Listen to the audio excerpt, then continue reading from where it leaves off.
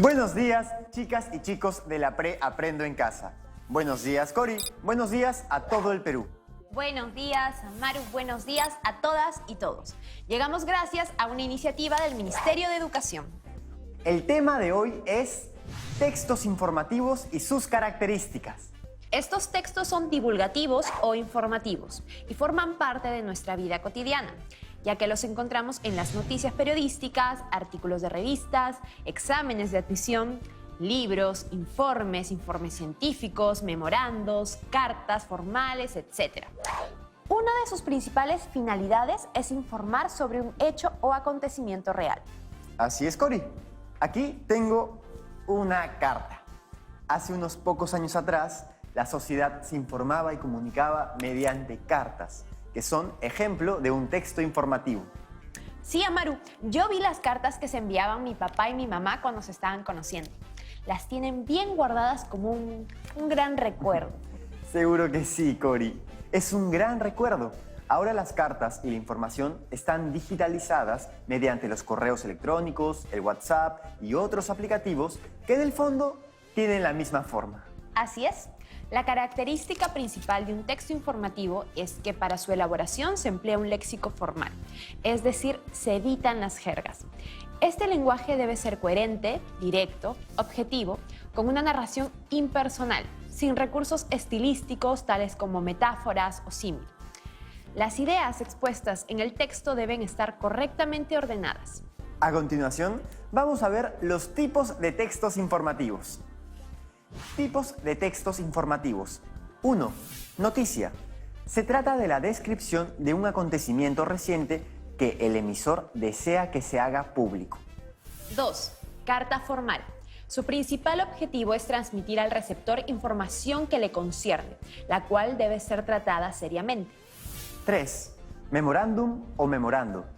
Básicamente es una carta, pero mucho más breve. Se utiliza mucho en las empresas y otros tipos de organizaciones, dado que permite comunicar de forma rápida y sintética. 4. Informe. Un informe es un documento académico informativo. El informe, por tanto, recoge información y hechos verificados y analizados por su autor.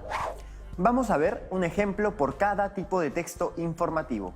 Pongan mucha atención para luego resolver los retos. El redactor de la noticia relata los hechos de la manera más objetiva posible. Informa buscando a testigos que vivieron el suceso y los entrevista.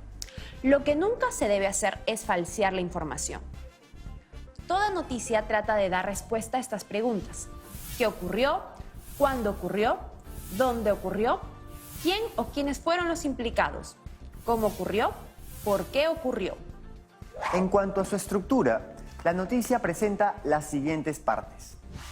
Epígrafe es una sola línea que transmite la idea central de la noticia e invita al lector a leerla. Titular es el nombre de la noticia y debe estar relacionado con la temática explicada. Bajada. Se expande la información presentada en el titular. Lead. Es el primer párrafo de la noticia. En él se resume lo principal. Cuerpo. Profundiza en lo sucedido. La información presentada va de lo más fundamental a aquello que es menos importante. Ahora veamos el otro tipo de texto informativo. Lo que Amaru miraba con nostalgia, el sobre que contiene la carta. Carta formal. Las cartas formales pueden expresar opiniones, sentimientos, justificar una actuación o simplemente describirle a otra persona un conjunto de sucesos. En este tipo de textos es muy importante mostrar un tono respetuoso y cuidar el lenguaje utilizado.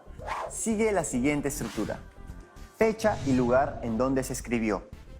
Encabezado. Se escribe el nombre a quien va dirigida. Saludo cortés y formal. Introducción. Es el primer párrafo de la carta y contiene la información que permite entender el resto de lo que se expondrá. Cuerpo. Se explica toda la información del suceso o temática. Despedida. Se sintetiza la idea principal de la carta y se despide cortésmente. Firma. ¿Qué pasa, Cori? Amaru, me acaba de llegar un memo. ¿Un memo? O sea, ¿un memorando? Sí, el memorando dice que tengo 3 días para presentar mi informe de la Aprendo en Casa bajo responsabilidad administrativa. Tranquila, Cori. Vamos a ver este tipo de texto informativo. A veces suele causar un poco de miedo, pero la verdad es que tiene múltiples usos. Memorándum o memorando. Se utiliza mucho en las empresas y otros tipos de organizaciones, dado que permite comunicar de forma rápida y sintética. En este tipo de texto informativo, el lenguaje es formal, pero no requiere de todos los aspectos protocolarios que hay en las cartas. Consta de las siguientes partes: título, habitualmente memo o memorándum; encabezado, se pone quién lo envía, para quién y la referencia de la temática del memorándum; saludo; cuerpo, la información a transmitir; despedida; firma; fecha. Bueno, Cori, el tipo de texto que viene ahora también suele causar dolor de cabeza. Sin embargo, su uso es importante en una institución. Vamos a ver. Informe. Es un tipo de texto muy utilizado en disciplinas científicas, investigaciones o para describir la situación de una empresa.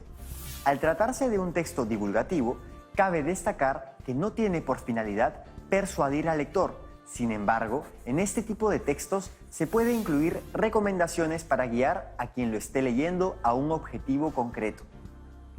Aunque presenta todas las características propias de los textos informativos, no tiene una estructura definida. No obstante, los siguientes elementos pueden encontrarse en la mayoría de informes: fecha, título, cuerpo. Al tratarse de un texto de divulgación, es muy importante que incluya toda la información posible y de la manera más objetiva. Firma. Interesante tema. No se muevan, por favor, porque ya regresamos.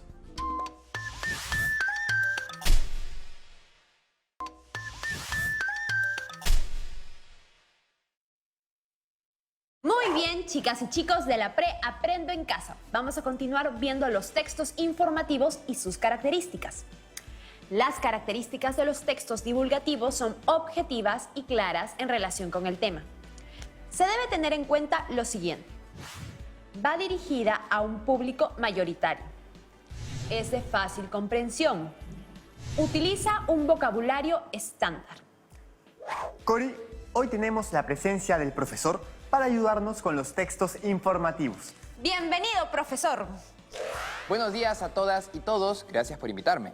Profesor, necesitamos fortalecer nuestros conocimientos sobre los textos informativos. Muy bien, en el bloque anterior comentaban ustedes que encontramos textos informativos en las notas periodísticas, en las cartas formales, documentos como memorandos o informes. Algo importante que resaltaremos es que este tipo de texto utiliza un lenguaje formal y debe tener una redacción objetiva. Así es, profesor. Los textos informativos son los más leídos diariamente en las noticias y reportajes. Además, podemos decir que estos textos son los que más vienen en los exámenes de admisión, Amaru. Concuerdo con ustedes. Por eso vamos a ver algunas situaciones para reforzar lo aprendido. Veamos entonces el siguiente texto. ¿Me ayudan, por favor? Los equinoccios en primavera y en otoño se producen cuando los rayos del sol inciden de manera perpendicular en la línea ecuatorial. Y, por este motivo, durante esta jornada, el día y la noche tendrán la misma duración de horas en cualquier punto del planeta. Es decir, en cualquiera de ambos hemisferios. En el hemisferio sur, el equinoccio de primavera, también llamado punto de Aries, se produce entre el 22 y el 23 de septiembre. Las variaciones en la fecha de un año a otro se deben a la secuencia de años al tener en cuenta los bisiestos y en consonancia con la duración de cada órbita de la Tierra alrededor del Sol. La primavera en el hemisferio sur tendrá una duración de 89 días y 20 horas, hasta que el 21 de diciembre el solsticio de verano marca el inicio astronómico de la estación estival. Al mismo tiempo que en el hemisferio sur llega el final del invierno con el equinoccio de primavera, el hemisferio norte también vive su equinoccio, pero el que supone la llegada del otoño tras superar el verano. Debido a la posición de la Tierra respecto al Sol, el solsticio de verano en el hemisferio sur significa también, por ejemplo, que en el Polo Sur comienzan 6 meses de luz continua, mientras que en el Polo Norte la oscuridad de la noche también se alargará durante medio año. El texto que observamos es informativo, porque nos está brindando información de lo que ocurre en los hemisferios terrestres. Se señalan 2 momentos importantes en los cambios de estación: equinoccios de primavera y equinoccios de otoño. Luego, el solsticio de verano, considerando las variaciones que se producen en las fechas de cambio de estación. Vamos a ver la primera pregunta. Otra manera de expresar al mismo tiempo que en el hemisferio sur llega el final del invierno con el equinoccio de primavera, el hemisferio norte también vive su equinoccio, pero el que supone la llegada del otoño tras superar el verano. Sería la siguiente. A. En el hemisferio sur, el equinoccio es el momento en el cual el invierno llega a su fin y empieza la primavera. En el hemisferio norte, en cambio, el equinoccio da por terminado el verano. B. Mientras que en el hemisferio sur, el equinoccio de primavera le pone fin al invierno, en la parte norte se produce el efecto contrario, pues el invierno empieza y finaliza la primavera. C. Cuando en el hemisferio sur el equinoccio de primavera pone fin al invierno, en el hemisferio norte termina el verano con el equinoccio de otoño. D. El equinoccio es el momento en el cual las estaciones cambian. En el norte del planeta, primero, llega la primavera y en el sur empieza el otoño, unos días después. Observo que debemos parafrasear y encontrar en las alternativas el texto que más se acerca al original, que señala: al mismo tiempo que en el hemisferio sur llega el final del invierno con el equinoccio de primavera. El hemisferio norte también vive su equinoccio, pero el que supone la llegada del otoño tras superar el verano. Después de haber leído todas las alternativas, la alternativa C indica que cuando en el hemisferio sur el equinoccio de primavera pone fin al invierno, en el hemisferio norte termina el verano con el equinoccio de otoño. Este es el parafraseo que más se acerca al texto original. Las demás alternativas presentan contradicciones. Entonces, la respuesta correcta es la alternativa C. Muy bien, Amaru. Entonces, veremos la segunda pregunta del texto que hemos leído. 2.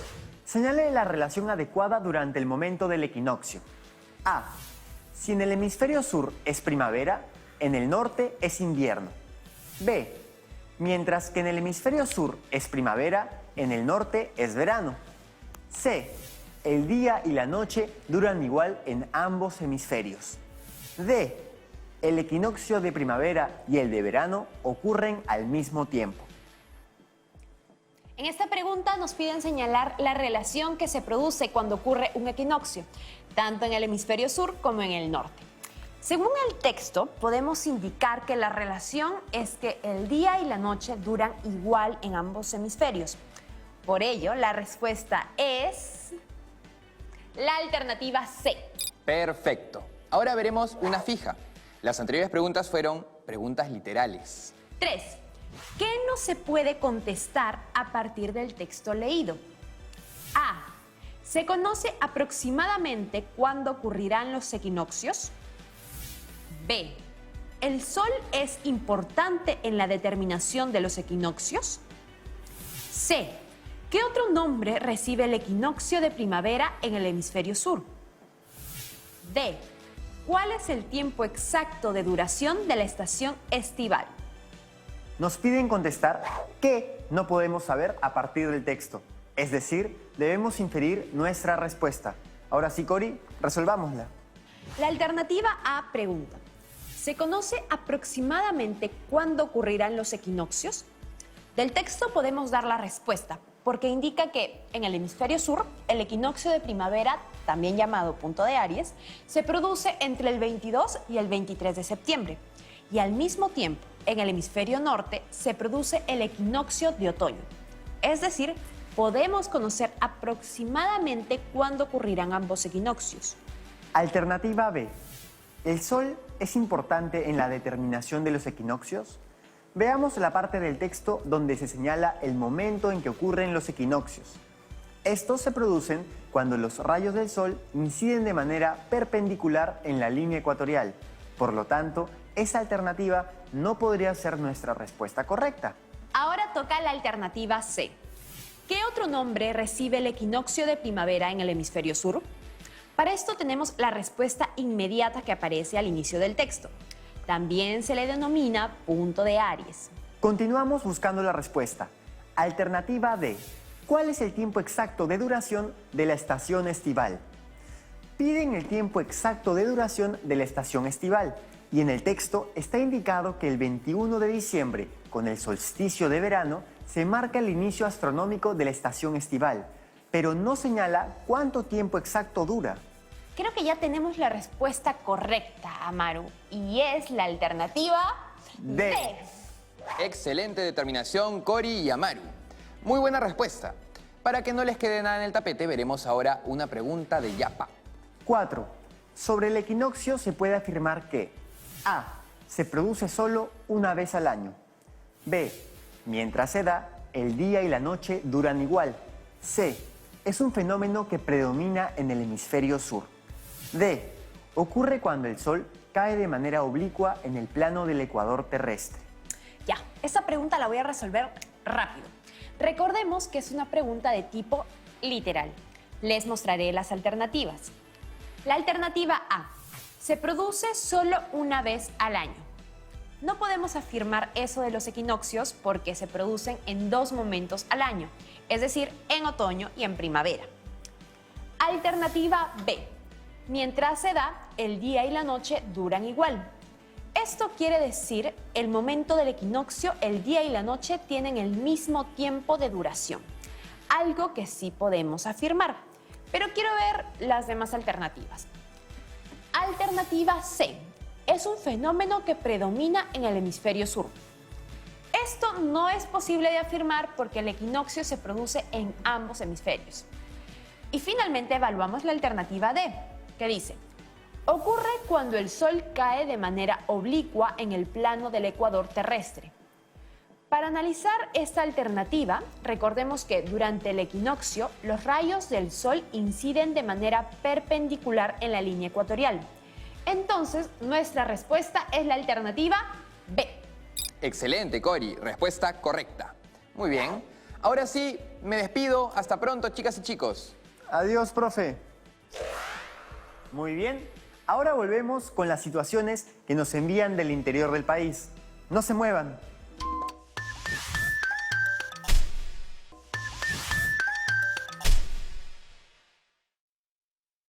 Ya estamos aquí, chicas y chicos de la pre. Entonces, comencemos con este bloque. Ya me están enviando mensajes a mi WhatsApp solicitando más situaciones. Vamos a verlas. La cocina peruana comienza con el afortunado encuentro entre dos grandes artes culinarias del siglo XVI, la española y la andina, que pese a estar separadas por un enorme océano, se complementaron jubilosa y pacíficamente, mientras el imperio incaico se desmoronaba en un caos de guerras. Es en el terreno gastronómico donde mejor se entendieron nativos e invasores, seguramente por ser el más cercano al placer, a la necesidad y al hambre.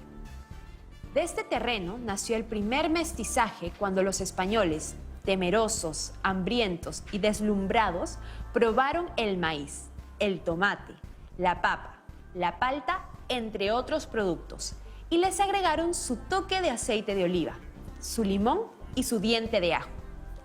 Estos alimentos pronto se mezclaron en la mesa de los conquistadores con los tributos de los indios. Así, el mestizaje culinario se fue imbricando poco a poco, de un lado y otro, tanto en los palacios y conventos de los españoles como en los cacicazgos indígenas. Un elemento que conviene tomar en cuenta es la mano morisca de las cocineras árabes, que trajeron los conquistadores en calidad de esclavas, a quienes se les ha hecho responsables de los rellenos y picadillos que proliferan en la cocina peruana. Y otro elemento es el personal doméstico de raza negra, cuya presencia se fue incrementando en los siglos siguientes, pues los esclavos eran traídos por los negreros como mano de obra para las haciendas de la costa. Uno de los platos mestizos más arcaicos es la garapulcra criolla, potaje indígena a base de papa seca, al que los españoles le agregaron el chancho, la cebolla y los ajos, y los negros esclavos el maní, además de llevar desde luego ají omnipresente en todo el territorio. Muy bien, chicas y chicos, después de haber leído el texto, vamos a responder la siguiente pregunta. 1. ¿Cuál sería el título más adecuado para el texto? A. Historia de la cocina peruana. B. Elementos españoles e indígenas en la cocina peruana. C. Formación de la cocina mestiza peruana. D. Inicios de la cocina en el Perú. Ya, yo tengo la respuesta, Maru. En esta pregunta, la respuesta correcta es la alternativa C. Formación de la cocina mestiza peruana. Muy bien, justo iba a responder eso también, Cori, pero estaba un poco en duda. No hay problema, Maru. Continuamos con la siguiente pregunta del texto leído. 2. El texto, 1. Coloca ejemplos para ilustrar su explicación. 2. Desarrolla un punto de vista parcializado y arbitrario. 3. Reseña un fenómeno bajo un enfoque histórico. A. Solo 1 y 2. B. Solo 1 y 3. C. Solo 2 y 3. D. Todas. Esta sí sé.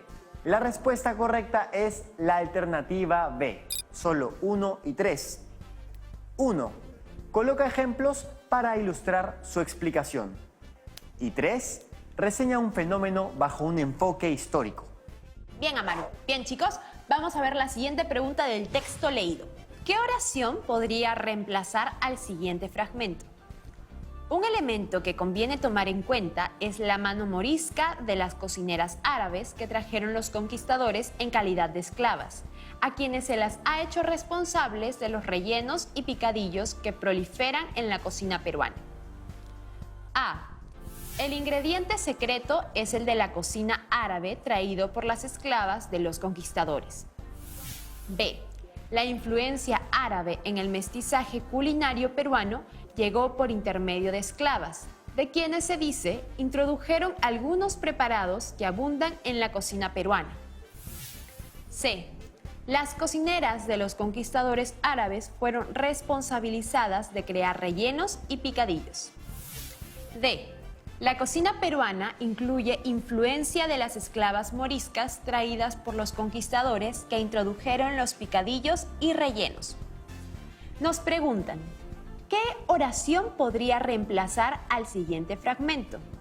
En este caso, analizando las alternativas, la respuesta correcta es la alternativa D. La cocina peruana incluye influencia de las esclavas moriscas traídas por los conquistadores que introdujeron los picadillos y rellenos. Muy bien, Cori, vas por buen camino. Vamos a continuar entonces con más situaciones que nos han enviado. Luego de 3 horas y media de camino a lo largo de la Panamericana Norte, se llega al desvío que lleva hasta la playa Tamborero. La primera tarea consiste en armar las carpas e instalar el campamento, ya que el albergue turístico no está en funcionamiento. Durante el segundo día, 85 kilómetros cargados de adrenalina y emoción cautivan al participante, quien se desliza por las dunas y los obstáculos de los alrededores. Sugerimos un amplio recorrido a lo largo de la playa Las Tortugas, hasta llegar a la punta que lleva el mismo nombre. Una vez allí, se toma una estrecha quebrada que, por un camino de empinados cerros, llega hasta la playa Desamparados. Ya de regreso, es inevitable toparse con una extensa área de dunas entre la playa Las Tortugas y la Panamericana Norte, la cual abarca unos 3 kilómetros que deben ser recorridos con extremo cuidado, ya que quedarse atollado entre los huecos de arena suelta demandaría muchas horas de arduo trabajo para poder liberarse. Bien, después de haber leído este texto, vamos a ver las preguntas. ¿Cuál sería el mejor título para el texto? A. Paraísos escondidos en kilómetros de arena de la Panamericana Norte. B. ¿Cómo disfrutar de ciertas playas y dunas después de 3 horas y media de camino por la Panamericana Norte? C. Crónica de un recorrido por las playas y dunas adyacentes a la Panamericana Norte. D. Itinerario turístico Tamborero, Las Zorras, Desamparados. Bien, de acuerdo con la pregunta, ¿cuál sería el mejor título para el texto? Para mí, la respuesta correcta es la alternativa B. cómo disfrutar de ciertas playas y dunas después de 3 horas y media de camino por la Panamericana Norte. Bien, Amaru, respuesta correcta. Veo que tú también no te estás quedando atrás. Cori, muchas gracias. Muy bien, chicas y chicos de la Pre Aprendo en Casa. Llegamos al final del programa. Cuídense mucho y a seguir repasando. Y ya saben, si quieren ver más situaciones, ingresen a la dirección web que aparece en pantalla. Nos vemos. Adiós.